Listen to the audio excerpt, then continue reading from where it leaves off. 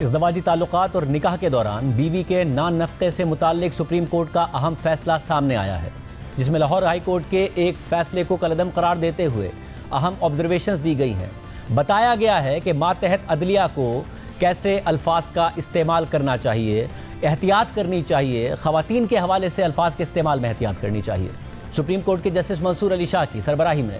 2 رکنی بینچ نے یہ فیصلہ دیا ہے۔ بینچ میں جسٹس منصور علی شاہ کے علاوہ جسٹس عقیل احمد عباسی بھی شامل تھے۔ جسٹس منصور علی شاہ کی جانب سے تحریر کردہ اس فیصلے میں لکھا ہے کہ یہ مقدمہ اسلامی قانون، آئینی حقوق اور معاشرتی حقائق سے جڑے 2 بنیادی سوالات اٹھاتا ہے۔ پہلا سوال، مسلم عورت کو شادی کے رشتے میں نان نفقہ کب سے ملنے کا حق حاصل ہوتا ہے، اور دوسرا سوال، کن حالات میں شوہر کو اپنی بیوی کا نان نفقہ ادا نہ کرنے کی اجازت یا معافی مل سکتی ہے۔ یہ معاملہ صرف اسلامی قانون کی موجودہ تشریح کا نہیں ہے، بلکہ اس کا تعلق نکاح اور ازدواجی رشتے کے اصل مفہوم سے ہے۔ اس میں یہ بھی شامل ہے کہ شادی کے رشتے میں عورت کی مالی خود مختاری کی حدود کیا ہیں، اور اس میں آئین کے اس وعدے کا بھی تعلق ہے کہ ہر فرد کی عزت نفس، پرائیویسی اور مساوات کو یقینی بنایا جائے، خاندان کا تحفظ کیا جائے اور عورت کو زندگی کے ہر شعبے میں شریک کیا جائے۔ فیصلے میں مزید لکھا ہے کہ یہ سوالات جس پس منظر میں اٹھتے ہیں اس کے مختصر حقائق یہ ہیں کہ درخواست گزار یعنی بیوی اور جواب دہندہ یعنی شوہر کا نکاح 2 نومبر 2012 کو ہوا تھا۔ حالانکہ رخصتی باہمی رضامندی سے فروری 2013 میں طے پائی تھی، مگر شوہر نے 1 سال سے زیادہ عرصے تک رخصتی کو مؤخر کیا۔ پھر اکتوبر 2013 میں بیوی نے نکاح کے وقت سے نان نفقہ کا دعویٰ کرتے ہوئے فیملی کورٹ فیصلہ آباد سے رجوع کیا۔ بیوی نے نومبر 2012 سے اکتوبر 2013 کے بقایا جات سمیت ماہانہ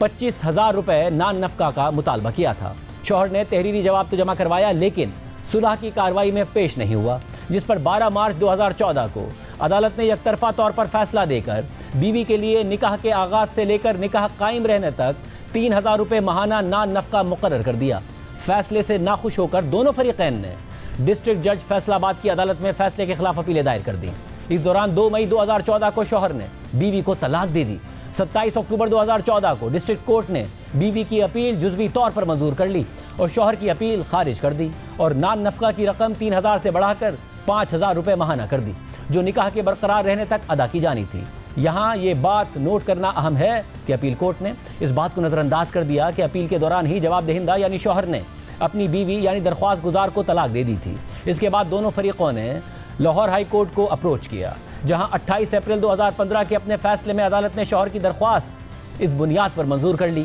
کہ کیونکہ نکاح کے بعد رخصتی نہیں ہوئی تھی یا ازدواجی تعلق قائم نہیں ہوا تھا، تو اس لیے بیوی نان نفقہ کی حقدار نہیں ہے۔ یوں بیوی کی درخواست خارج کر دی گئی اور ماتحت عدالتوں کے فیصلے کالعدم قرار دے دیے گئے۔ اسی فیصلے کے خلاف بیوی نے سپریم کورٹ میں اپیل دائر کر دی۔ سپریم کورٹ کے فیصلے میں مزید لکھا ہے کہ درخواست گزار یعنی بیوی کے وکیل نے موقف اختیار کیا کہ ہائی کورٹ کا فیصلہ قانونی طور پر درست نہیں ہے اور فیملی لاء کے طے شدہ اصولوں کے خلاف ہے۔ ان کا کہنا تھا کہ درخواست گزار کو نکاح کے دن سے طلاق تک نان نفقہ ملنا چاہیے تھا، خاص طور پر اس لیے کہ شوہر نے مستقل طور پر رخصتی کرنے اور بیوی کو اس کے گھر لے جانے سے گریز کیا۔ اس کے برعکس جواب دہندہ یعنی شوہر کے وکیل عمر اعجاز گیلانی ایڈوکیٹ، جنہیں عدالت نے مقرر کیا تھا کیونکہ شوہر نے وکیل رکھنے سے معذوری ظاہر کر دی تھی، انہوں نے کہا کہ شوہر نے خاندانی دباؤ میں آ کر نکاح کر لیا تھا اور رخصتی کا کبھی وعدہ نہیں کیا تھا، کیونکہ وہ شروع سے ہی اس رشتے سے ناخوش تھا، اس لیے بعد میں بیوی کو طلاق دے دی۔ جواب دہندہ کے وکیل نے کتاب الہدایہ کا حوالہ دیتے ہوئے کہا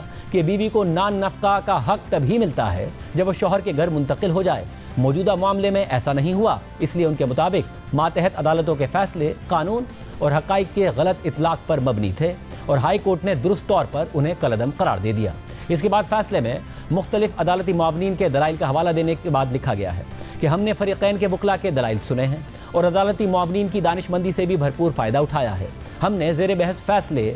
متعلقہ قوانین اور مقدمے کے ریکارڈ کا باریک بینی سے جائزہ لیا ہے، جس کے بعد اب ہم اوپر اٹھائے گئے سوالات پر فیصلہ دینے کی طرف بڑھتے ہیں۔ پہلا سوال کہ ایک مسلمان عورت کو شادی کے رشتے میں نان نفقہ کب سے ملنے کا حق حاصل ہوتا ہے؟ اس حوالے سے فیصلے میں مختلف دینی کتابوں، سماجی اور ثقافتی پریکٹسز اور آئین کا حوالہ دے کر اس سوال کے جواب میں لکھا ہے کہ اسلامی اصولوں، آئینی اور قانونی پروٹیکشنز اور عدالتی پریسیڈنٹ کو مجموعی طور پر دیکھنے سے یہ بات ثابت ہوتی ہے کہ نان نفقہ کا حق نکاح کے قائم ہوتے ہی کسی شرط کے بغیر پیدا ہو جاتا ہے اور یہ شوہر پر ایک لازمی قانونی ذمہ داری ہے۔ دوسرا سوال یہ ہے کہ کن حالات میں شوہر اپنی بیوی کا نان نفقہ ادا کرنے کی ذمہ داری سے آزاد ہو سکتا ہے۔ اس سوال کا جواب دیتے ہوئے فیصلے میں لکھا گیا ہے کہ اگرچہ عمومی اصول یہ ہے کہ نکاح کے قائم ہوتے ہی نان نفقہ واجب الادا ہو جاتا ہے، لیکن کلاسیکل اسلامی فقہ جورسپروڈنس میں چند محدود ایکسیپشنز تسلیم کی گئی ہیں، جن میں بیوی کے رویے کی وجہ سے وقتی طور پر اس کے نان نفقہ کے حق پر اثر پڑ سکتا ہے۔ مثال کے طور پر کتاب الہدایہ کے مطابق اگر بیوی نافرمان ہو یا ضد میں آ کر شوہر کی اجازت کے بغیر گھر چھوڑ دے تو وہ اپنے نان نفقہ کے حق سے محروم ہو جاتی ہے جب تک کہ وہ واپس نہیں آ جاتی اور سبمٹ نہیں کرتی، کیونکہ ازدواجی تعلق کی خلاف ورزی اس کے ذمے سمجھی جاتی ہے۔ جبکہ ڈاکٹر تنزیل الرحمان اس بات کو شرط قرار دیتے ہیں کہ بیوی پر شوہر کا کنٹرول ہونا نان نفقے کی ذمہ داری کے لیے لازمی ہے۔ البتہ وہ یہ بھی مانتے ہیں کہ اگر شوہر اپنی ہی کسی کوتاہی جیسے کہ اپنی کمزوری یا بیوی کے ساتھ رہنے سے انکار کی وجہ سے بیوی کو اپنے ساتھ نہیں رکھ سکتا تو اس صورت میں بیوی کے نان نفقے کا حق ختم نہیں ہوتا۔ تاریخی طور پر اوپر بیان کی گئی تمام تشریحات اور نشوز کے کلاسک نظریے کی تعبیر خاص طور پر حنفی اور حنبلی مکاتب فکر میں بیوی کی فرما برداری، اطاعت یا سرنڈر کرنے کی شرط پر مبنی رہی ہے، جس میں بیوی کو شوہر کے کنٹرول یا ملکیت میں رکھا گیا ہے۔ ان تشریحات نے ازدواجی ذمہ داریوں کو صرف ازدواجی تعلق کے لیے بیوی کی جسمانی موجودگی تک محدود کر دیا ہے۔ اس طرح کی محدود سوچ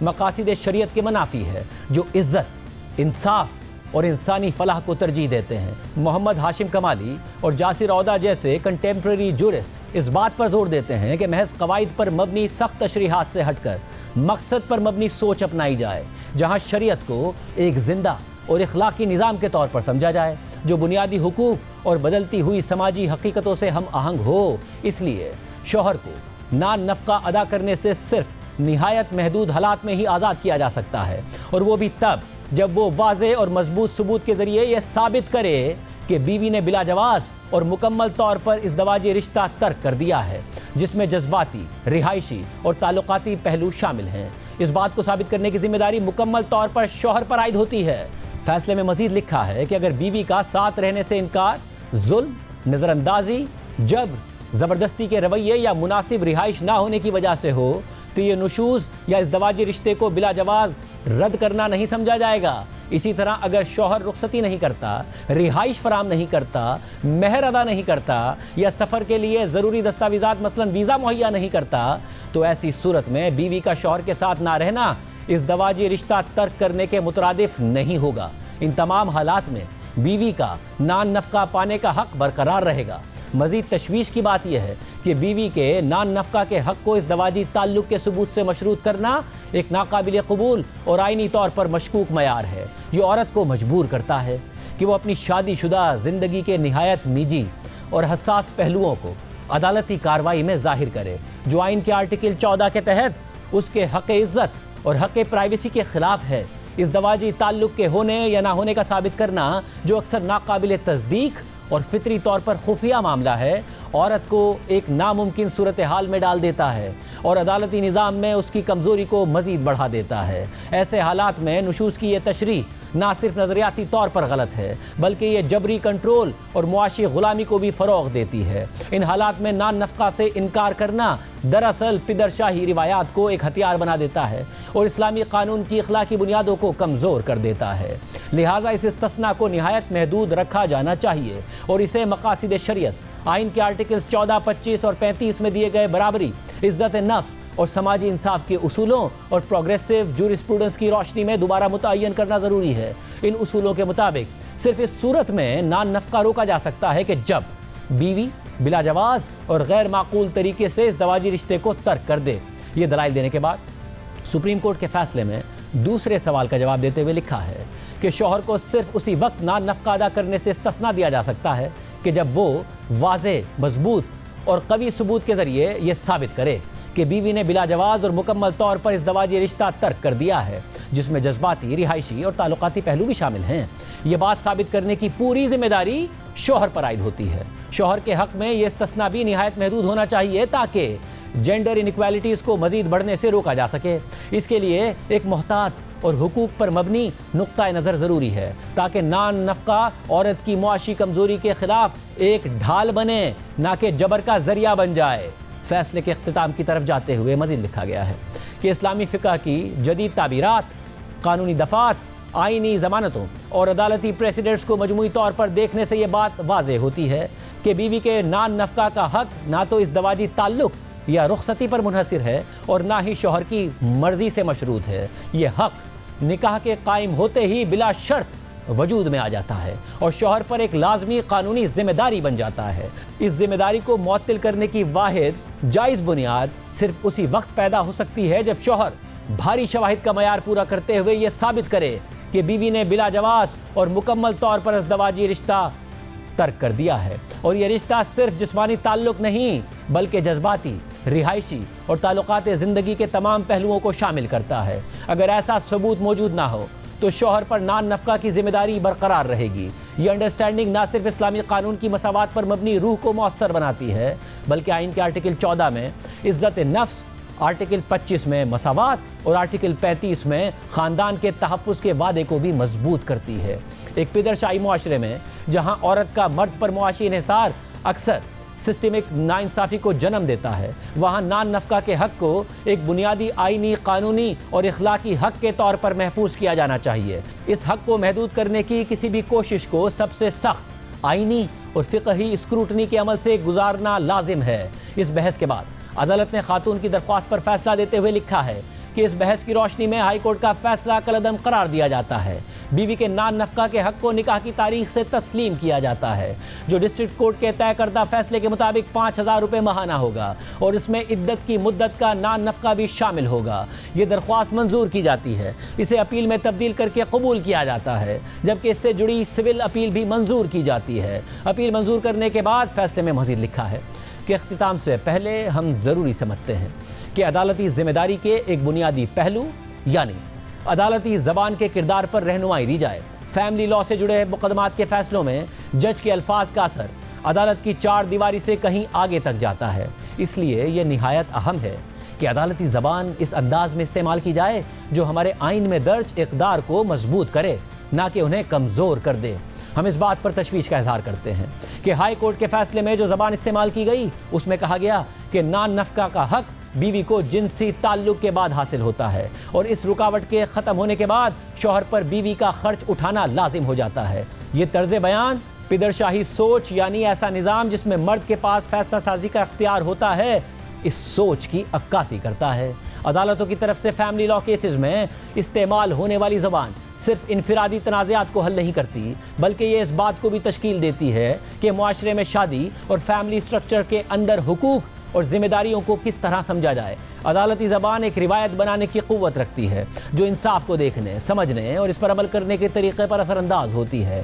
سرنڈر یا سبمٹ جیسے الفاظ پدر شاہی فریم ورک میں جڑے رکھتے ہیں اور جینڈر ہیرارکی اور فیمیل سب آرڈینیشن کے پرانے تصورات کو تقویت دیتے ہیں۔ ایسے الفاظ عورت کو شادی کے رشتے میں برابر کی پارٹنر کے بجائے ایک پیسو ریسیپینٹ کے طور پر پیش کرتے ہیں اور اس طرح سے اس کے قانونی اور آئینی مقام کو کمزور کر دیتے ہیں۔ لہٰذا یہ نہایت ضروری ہے کہ عدالتی ریزننگ اور زبان آئین میں دیے گئے وقار، مساوات اور بلا امتیاز ہونے کے اصولوں پر مضبوطی سے قائم ہو، اور ساتھ ہی فریقین کی زندگی کی حقیقی صورتحال اور موجودہ سماجی تناظر کی بھی عکاسی کرے۔ ججز خاص طور پر فیملی مقدمات میں صرف انفرادی جھگڑوں کے فیصلے کرنے والے ججز نہیں ہوتے بلکہ وہ اصلاح کار اور فکری رہنما بھی ہوتے ہیں جو معاشرے کو ترقی پسند اور انکلوزیو سوچ کی طرف لے جانے کی صلاحیت رکھتے ہیں۔ ان ججز پر آئینی اور اخلاقی ذمہ داری عائد ہوتی ہے کہ وہ ایسی زبان اپنائیں جو صنفی حساسیت اور حقوق پر مبنی ہو اور عورت کے مساوی قانونی درجے کو بطور ایک مکمل اور خود مختار فرد تسلیم کرے۔ عدالتی فیصلوں میں اسٹیریوٹائپ سے گریز کیا جانا چاہیے، رواداری کو فروغ دیا جانا چاہیے اور حقیقی انصاف کے اصولوں کی عکاسی کی جانی چاہیے۔ آئین کے تحت اس تبدیلی کے کردار کو ادا کرتے ہوئے عدلیہ صرف قانون کی تشریح ہی نہیں کرتی بلکہ اپنے ہر لفظ کے ذریعے سماجی رویوں کو ڈھالتی ہے اور مساوات کو آگے بڑھاتی ہے۔ زبان کبھی غیر جانبدار نہیں ہوتی، یہ یا تو اسٹیٹس کو مضبوط کرتی ہے یا پھر معاشرے کو ایک زیادہ منصفانہ اور برابر کے مستقبل کی طرف لے جاتی ہے۔